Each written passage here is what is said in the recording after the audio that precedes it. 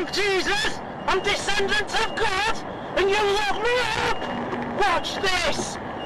Less than 24 hours after walking out of prison, Gavin Collins was already unraveling.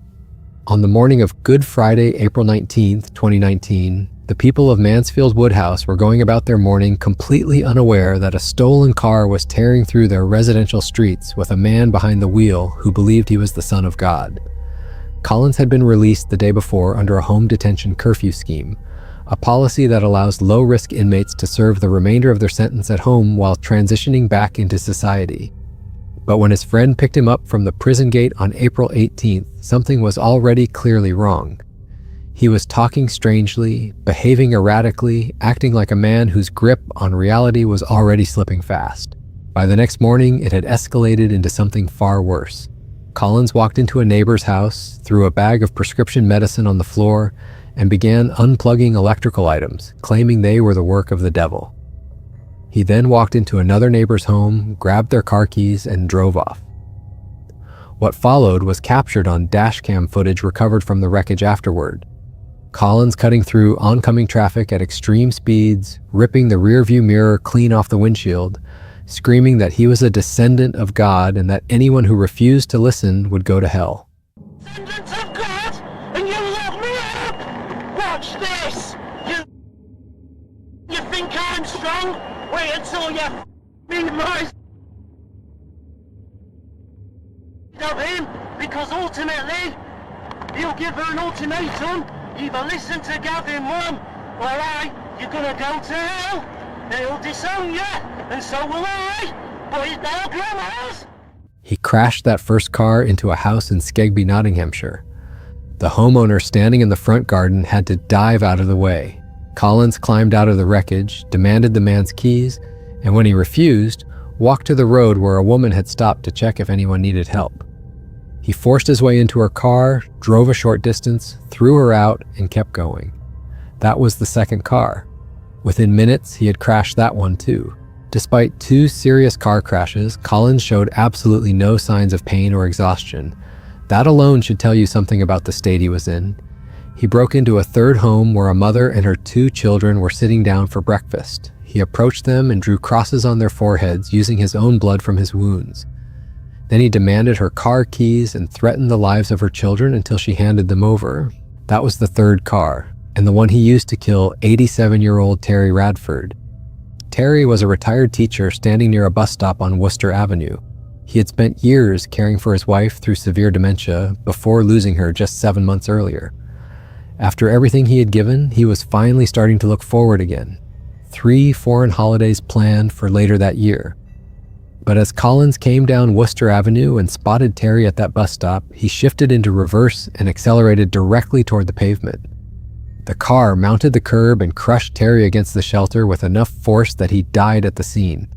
Collins stepped out and shouted that he had killed the devil. Police had already been responding to reports of reckless driving across the area. When an officer turned onto Worcester Avenue, Terry's body was lying near the shelter, his legs crushed, a serious wound on his left shin. Collins was still in the vehicle trying to flee. Officers tasered and arrested him. The entire rampage had lasted roughly 30 minutes. 9 months later, a jury found Collins guilty of manslaughter and he was sentenced to life in prison. During the trial, Collins claimed he couldn't remember any of it. He told the jury he had spent 90 to 95% of his adult life behind bars and that he had been hearing voices since childhood. What investigators uncovered made the outcome even more disturbing. In the weeks before his release, Collins had set fire to his cell twice and attacked a staff member with a plastic knife. Under the rules of the early release scheme, those incidents should have automatically blocked his release. The prison governors overlooked them, and Terry Radford paid for that with his life. What Collins was experiencing that morning is something experts describe as the zero pain threshold. During an intense psychotic break, the brain can entirely deactivate its involuntary pain receptors. An attacker in this state can shatter glass with their bare hands and continue moving on fractured limbs without registering any pain at all. Trying to reason or argue with someone in that condition is useless. Your words are instantly distorted by the delusion into something threatening. The only right move is to break line of sight immediately and put a heavy, locked door between yourself and them. On the morning of October 6, 2006, police officers rushed to an apartment in Barrie after receiving one of the most disturbing calls they had ever taken. A woman's voice, calm and flat, told the dispatcher that her children were dead. When asked what happened, she replied quietly, "I don't know, I don't remember." Officers arrived and were greeted at the door by 31-year-old Frances Elaine Campion. They asked about the children. She told them in the same unsettlingly calm tone, "Yes, they're dead. They're on my bed." Inside the master bedroom, officers found 3-year-old Serena and 19-month-old Sophia lying on the bed. Both girls were dressed in clean clothes and wearing necklaces and earrings. Their skin had already begun turning blue, suggesting they had been dead for some time. Aside from a small bruise on Sophia's forehead, there was no visible explanation for what had happened. But as investigators searched the apartment, they found a camcorder, and the footage on it told the whole story. The recording began on August 8th, Serena's 3rd birthday. Elaine surprising her daughter with a new bike, the whole scene warm and completely ordinary. Hi Serena, it's August 8th, 2006. Happy birthday to you. Happy birthday to you. Happy birthday, Serena. Happy birthday to you. Serena's 3 today. Yay! Shall we go to the living room and see if you've got any birthday presents from the birthday fairies? Yes! Okay, let's go. I have to go.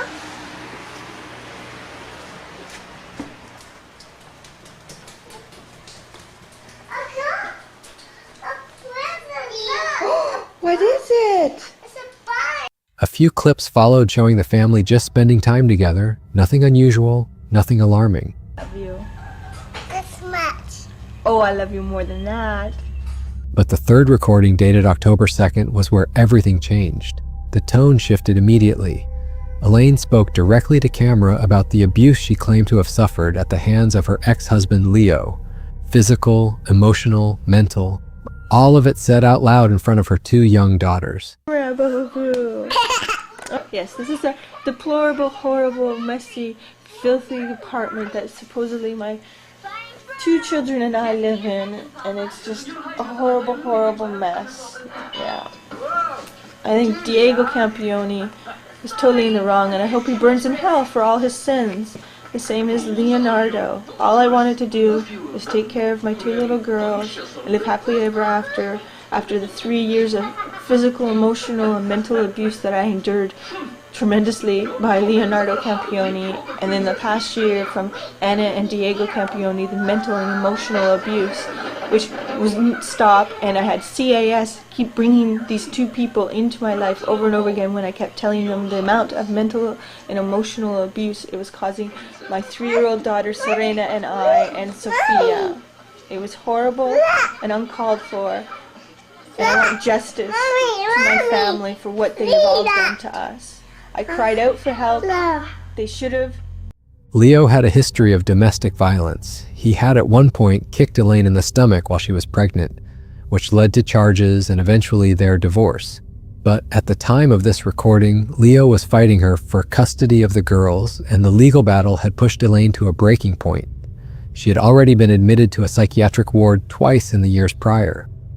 According to her mother, the custody dispute caused her to develop severe paranoia, a consuming fear that Leo would one day show up and take the children by force. That same evening at 8:39 p.m., the recording ended. And sometime after that, Elaine took her daughters' lives. The camera captured a confession recorded shortly afterward, Elaine speaking directly into the lens, addressing her ex-husband, asking him if he was happy now that everything was gone. Recording this because Leo and there, are you happy? Everything is gone. You wouldn't give peace. You wouldn't tell the truth. I begged. You even had Stacy not believing me, telling her I had to sign papers when I didn't. I went to victim witness to get the truth. Trying, begging everyone the truth. How you beat me for 3 years behind closed doors. Beat me when I was pregnant with Serena and Sophia. You didn't care about our babies. You didn't care about me. You cared about yourself.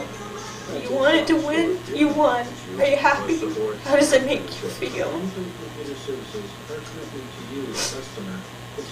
How does it make you feel? Because it doesn't make me feel great. I've lost everything my whole life. Try to overdose. So that means the remodeling time at the Aurelia and Braintree stores. They are changing the displays. Now is the time to make a great deal on an Ontario-made hydro-cooled hot tub. In stock models, floor model, or custom orders, everything has a sale price. Pool Spa Sauna Showroom, making waves in Aurelia, Bracebridge, and soon to be in Huntsville. You can also check them out on the web at Pool Spa Sauna. The footage was used as key evidence against her at trial. She was convicted of murder and sentenced to life in prison with the possibility of parole after 25 years. In 2020, a post appeared on a found footage Reddit thread where a user wondered if any so-called found footage videos out there might actually be real. The post barely got any attention at first, only around 16 upvotes. But about 2 years later, a user named That Horsehead Guy replied with a cryptic comment that shifted the entire conversation toward physical media, VHS tape specifically. They hinted they had something relevant and dropped a YouTube link shortly after. One person later said they regretted clicking on it. The link led to a small channel with almost no audience, 108 subscribers and 5 videos. But one video in particular stood out in a way that was difficult to shake. The channel's description gave barely any context, just enough to make you want to keep watching. And once the video started, it became clear why the person who found it wished they hadn't. The footage shows a man sitting alone in a cluttered room surrounded by dolls. Scattered around him are several buckets filled with what appears to be raw mud. He interacts with the dolls as though explaining something to them, setting up rules, organizing the space with a level of deliberateness that feels deeply unsettling. Then he pulls out a handheld electronic card game, Blackjack 21, and that's when the rules of whatever this is become clear. February 13, 2001, and my dolls have got a Valentine's present for me. Every time I lose, I get my back. This one, where is it? A hit? See, I went over 21. I would get on my back. Come on. By golly, you're going to get it right down your... You put 3 belts around your shirt now. I don't want to run out of your shirt. Every time he loses a hand, he punishes himself using the contents of the buckets. The footage was later traced back to a VHS tape titled Golden Afternoon, with a label addressed to someone named David. According to the Reddit user who surfaced it, a significant portion of the original recording had been intentionally destroyed over time by people who had watched it and didn't want it to exist anymore. What remained showed the man going into detail about what each doll represented, why the game was set up the way it was, and how much of the substance he had prepared. The amount of time and planning that had gone into whatever this was is genuinely difficult to process. Whether this was performance art, a personal fixation, or something else entirely, nobody has been able to say for certain. The man in the footage may have had developmental issues which could explain some of what's visible, but the atmosphere of that room, the dolls, the buckets, the complete absence of anyone else, is the part that stays with you long after the video ends. And that's exactly what makes it so disturbing when you think about what it actually represents. Extreme isolation can cause the brain to completely sever its connection to human society and transfer its entire sense of reality onto inanimate objects. Psychologists call this object fetishism. The true horror of footage like this isn't just what's on screen. It's the realization that this kind of severe psychological collapse is happening right now in places nobody is looking. On the morning of April 22, 2012, firefighters in North Bend, Washington responded to smoke rising from a quiet suburban home on Southeast 159th Street. By the time they got the fire under control, it had only reached the kitchen. But as they moved through the rest of the house, what they found had nothing to do with the fire. Inside the bedrooms, they found 41-year-old Lynette Keller and her 18-year-old daughter, Kane, both shot in the head. 7 gasoline containers were scattered throughout the house, and a plastic gas can had been placed directly on an electric stovetop with the burner switched on. Someone had wanted that entire home reduced to ash. The fire just hadn't gotten there in time. The only person missing was Lynette's husband and Kane's father, 41-year-old Peter Keller. By all outward appearances, Peter was completely unremarkable. A quiet man who worked at a computer refurbishing store where his boss described him as an excellent employee. People who knew him described him as a good father and a loving husband. No criminal record, no history of violence. The only thing even slightly unusual was that Peter liked to take long solo hikes on weekends. As investigators would soon discover, those hikes had been covering something Peter had been building in secret for nearly 8 years. Inside the house, officers found an unlocked safe. Inside it were hand-drawn blueprints for an underground structure and hundreds of photographs documenting its construction in detail. They also found hard drives containing video footage Peter had recorded of himself just weeks earlier, and that footage changed everything. In one clip, Peter walks through dense forest speaking calmly about bringing some kind of project to an end. Well, it's about 2 weeks before the end. This is going to be my last video, probably till after that. He talked about stockpiling supplies, making 2 runs a week, carrying roughly 100 pounds of material each time, about being fully set up with propane, gasoline, food, and everything he needed to last months without coming out. I have about 3 loads left before the final. Been doing pretty good lately, getting about 2 loads up a week, about 100 pounds each week now of supplies and material. To investigators, the meaning was clear. The end Peter was describing was the murder of his wife and daughter. The bunker was where he planned to disappear afterward. The problem was that the Cascade Mountains cover 30 to 40 miles of dense wilderness, and without a precise location, finding that bunker was nearly impossible. For 4 days, investigators searched with nothing to go on. I can last months up here without ever leaving. I've got propane, gasoline, food, soap, all supplies. So, really set right now. At this point, I don't know what's going to happen. I may get caught right away. Basically, if I get caught, I'm just going to myself. So, I mean, I could basically be in 2 weeks or 3 weeks. I don't know. It's all up to chance at this point. So, I don't think anyone knows where I'm at. But if they put it together, who knows? At this point, I have to take that chance. And on April 26th, they recovered a single blurry photograph from the house, one of the few things the fire had failed to destroy. It appeared to have been taken from inside the bunker, looking out through the trees, and in the distance, investigators could just make out power lines and the rooftops of the North Bend premium outlets. Around the same time, a tip came in from hikers who had seen Peter's red 1994 Toyota pickup at the Rattlesnake Ridge trailhead weeks earlier. Together, those 2 details narrowed the search to a specific stretch of mountain roughly 4 miles from the trail. On April 27th, 3 dozen SWAT officers began climbing the ridge. After 7 hours moving through steep, dense forest, they found it. They surrounded the bunker and fired tear gas inside. Peter responded with gunshots from the darkness. The standoff lasted 22 hours before officers blew a hole through the roof with explosives. Inside, on the lower level, they found Peter dead from a self-inflicted gunshot wound. The handgun beside him was the same one he had used to kill Lynette and Kane. The bunker was stocked with enough food and water to last months, weapons, body armor, and tens of thousands of dollars in cash. His own recordings explained why. Peter had grown suffocating under the weight of ordinary life. I'm getting to the point where just trying to live and pay bills and live as a civilian and go to work, it just freaks me out. It's actually more comfortable for me to think about living out here, robbing banks, pharmacies, just taking what I want for as long as I can. At least it'll be exciting. It won't be boring.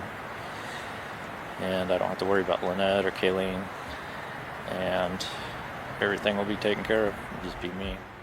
Bills, work, responsibilities, and had spent years constructing an escape fantasy where none of that existed. His wife and daughter weren't people to be mourned in that fantasy. They were obstacles to it. Before, a while ago, I used to sit here and think, this whole thing is just crazy at times, and then I'd think about it, and it would make sense, and it's like, okay, this is what I gotta do.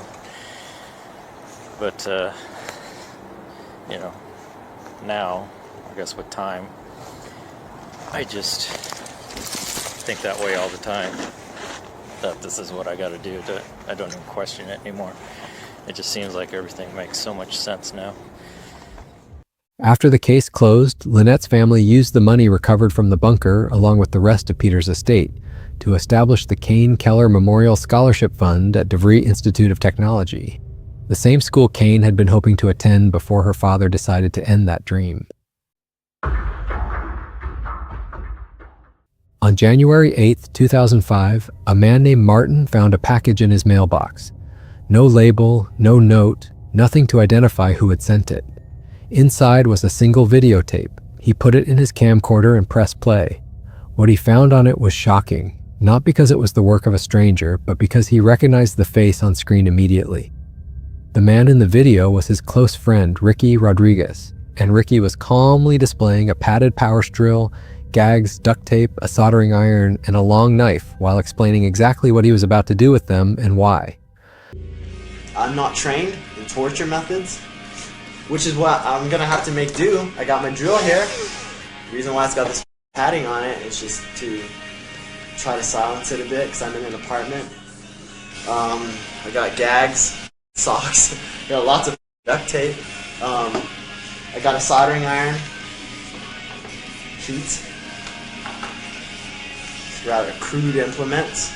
I think can work wonders, especially if it's used in the right way. Ricky's story had started 30 years earlier. He was born on January 25, 1975, as the first child of Karen Zerby, a member of a cult called the Children of God, an organization that used Christian language to pull in young and impressionable minds and twist them to its darkest purposes. 2 years after Ricky's birth, he was adopted by the cult's leader, David Berg, who declared Ricky a religious herald and gave him a special position in the organization. On the surface, he was treated like royalty by other members. Behind closed doors, he was the victim of abuse no child should ever experience. Berg not only permitted it, but documented everything he and his followers did to Ricky in a book he wrote himself called The Story of Davidito. The abuse continued for years, but as Ricky got older, he began to see through Berg's manipulation and lies. In 1999, he finally escaped with his girlfriend Elixia by faking a visit to the cult's compound in Mexico and fleeing to the US instead. Rebuilding a life after 24 years in an isolated cult was anything but straightforward, but Ricky managed to secure work as an electrician, married Elixia, and eventually settled in Tucson, Arizona. But no matter how hard he tried to move forward, the nightmare followed him. Berg had died in 1994, and the cult was now operating under the leadership of Karen Zerby, Ricky's own mother. The organization had largely escaped legal consequences by operating overseas, and Ricky knew that children were still suffering the same fate he had. By January 2005, he had made a decision. Enough was enough.